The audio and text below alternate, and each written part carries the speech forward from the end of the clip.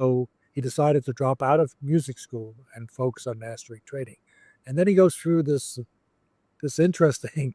We talked about some of these some of these hair raising trades, and interestingly, even after we finished the whole chapter, and it's the longest chapter in the book.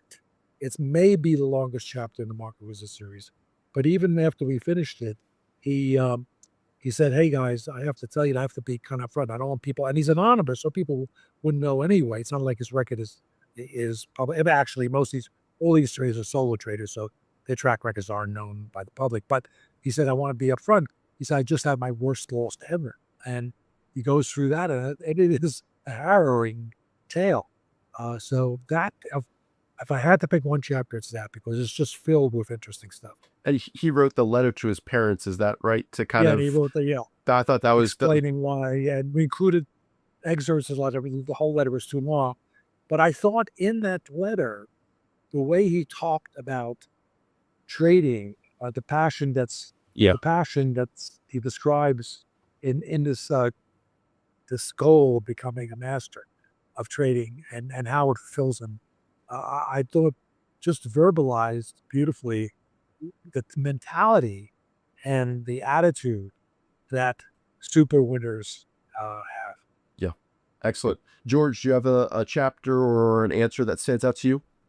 Yeah, there's so many. I mean, there's just great little parts of all the chapters. I could rattle off just a few thoughts. It's hard to pick a favorite because It's your favorite it's like, child. I understand. It's okay. yeah, yeah. Yeah. But I really liked like Kenny Sharkness. His approach just looked like total madness, and I think we did a really great job of drilling down and understanding how he how he does what he does and how he makes money. So I like that aspect of that. Phil Geddeker had a great line about how to adapt while remaining consistent, which is one of these things that in trading it's like, well, you have to adapt, but you have to be consistent. And it's kind of like, well, is there a contradiction there? So I like that. Lance's story of his early days in the hustle is just like the guy's spending 10 hours a day on Sundays watching highlight reels. It's just kind of like, what? So and then Christian Kulamagi was such a legend. And then Rick Bandazian, he's a guy, we're the same age, and he wanted to be an investment banker out of college. And he's like, I didn't really know what it was. And I totally relate to that because when I was his age coming up, we all wanted to be investment bankers. Then we realized, oh, this is a horrible 120-hour a week sales job. Like, no, thank you. So I think rather than one chapter, there's just bits and pieces, and some of it's stories and some of it's just great lessons about trading and how to trade and how to improve process. Lucas had this great thing where he said, look, you want to study the great traders, but you have to be careful not to get stuck in the past because essentially, like my words here, but you can't fight this war like the last war because this war is going to be different. And I have done my fair share of emulating or trying to recreate the strategies of traders of years past with not the best of results. And so I totally related to that. So instead of one, I think there's just so many great tidbits and lessons throughout the whole book. But those are the ones I guess that come to mind initially. I think I left one or two out. So if they're listening, sorry guys, but that I don't want to take too long with it.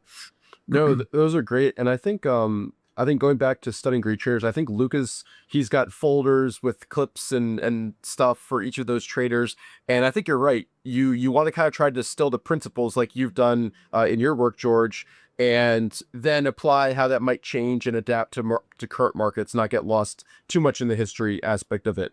Um, one thing I did want to touch on is maybe two groups of traders in this book. There's a few that are a little bit more self-taught, independent, and then there's those who, like Lance at Trillium, learned from traders directly there, um, and Kenny at SMB learning there. Any